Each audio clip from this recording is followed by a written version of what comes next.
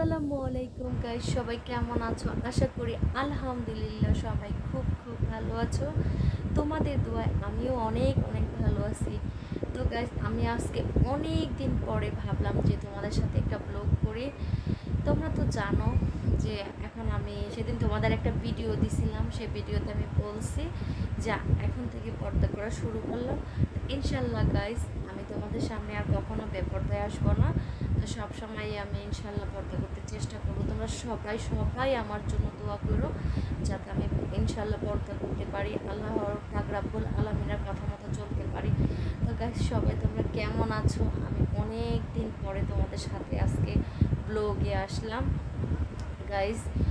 মানে আজকে একটু মাঝে মাঝে ইমোশনাল হয়ে যায়, মনটা একটু খারাপ হয়ে যায়, যেহেতু তোমরা তো জানো যে আমি আমার এই পুরা বাড়িতে একা একা থাকি। আমার তোমরা তো জানো যে আমি অনেক কষ্টেও থাকি, যে আল্লাহ পাক রাব্বুল আলামিন বিয়ের 14টা বছর হয়ে গেছে, এখনও আমাদের একটা বেবি হয় নাই, একটা বাচ্চা হয় নাই। তো বন্ধুরা সবাই মানে এই বিষয়টা নিয়ে মানে আমার খুবই খুবই কষ্ট হয়, মাঝে মাঝে এত কষ্ট হয় বলার বাহিরে না পারি। নামাজে বসলে আমার কান্না চলে আসে। তো তোমাদের সাথে এজন্য আজকে আসলাম যে একটা মেয়ে মানে সন্তান না থাকলে যে কতটা কষ্ট পায় সেটা শুধু একটা মেয়ে শুধু জানে, পৃথিবীর আর কেউ বুঝবে না ওই কষ্টটা। কিন্তু তোমাদের সাথে আরেকটা কথা আমি শেয়ার করি যে আমার যে হাজব্যান্ড, ইনশাল্লাহ মাশাল্লাহ, সে আমাকে খুবই খুবই মহাব্বত করে। আর কখনো এতটা বছর ধরে যে আমার কোনো বেবি হচ্ছে না, আমার বেবি নিয়ে আমার বাচ্চা নিয়ে কখনো আমার হাজব্যান্ড আমাকে কিছু বলে নাই। ও সব সময় আমার কেয়ার করছে, সব সময় আমার পাশে ছিল।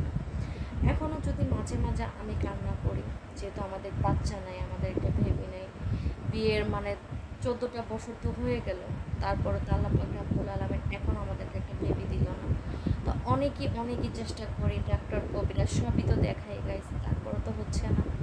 তো তো গাইস, ডাক্তার কবিরাজ সবই দেখানো হয়, তারপরে গাইস, আল্লাহ রাব্বুল আলামিন এখন আমাদের একটা বেবি দিল না। তো ইনশাল্লাহ দিবে, আল্লাহর কাছে আশা ছাড়ি না এখনো। যে বিয়ের 14 বছর হয়েছে, কিন্তু আমি এখনো আল্লাহর কাছে আশা নিয়ে বসে আছি। ইনশাল্লাহ আল্লাহ পাক রাব্বুল আলামিন আমার মনের আশা, আমার সন্তানের আশা ঠিকই আল্লাহ পূরণ করবে। তো গাইস, আমি আমার হাজব্যান্ডকে সবসময় আমার সাপোর্ট করছি সন্তানের দিক দিয়ে, ফ্যামিলির দিক দিয়ে যদি আমাকে সাপোর্ট নাও করে থাকে, কিন্তু আমার সন্তানের দিক দিয়ে ও আমাকে কখনোই কষ্ট দেয়নি।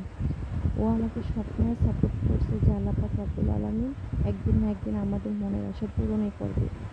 গাইস, আজকে তোমাদেরকে একটা কথা বলি,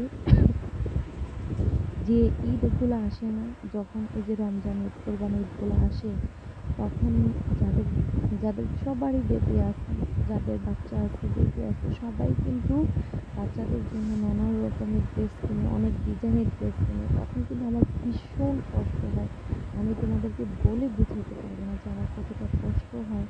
যে আমার আমার যদি আজকে একটা বাচ্চা থাকতো, দুইটা চারটা না থাকতো, একটা বাচ্চা থাকতো, তাহলে কিন্তু আমিও আমার সন্তানের জন্য ঠিকই ড্রেস কিনতাম, ঠিকই এটা সেটা কিনতাম, কসমেটিক্স কিনতাম, ড্রেস কিনতাম, অনেক কিছু কিনে কেনাকাটা করতাম। কিন্তু এই কষ্টগুলো আমাকে অনেক অনেক কষ্ট দেয়।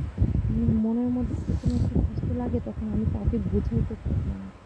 আমার হাজব্যান্ডকে যখন আমি মন খারাপ করে কথা বলি, ও কিন্তু তখন আমাকে সবসময় সাপোর্ট করে, বলে যে ইনশাল্লাহ দেখো, আল্লাহ পাক রাব্বুল আলামিন আমাদের মনের আশা পূরণ করবে, তুমি টেনশন করো না।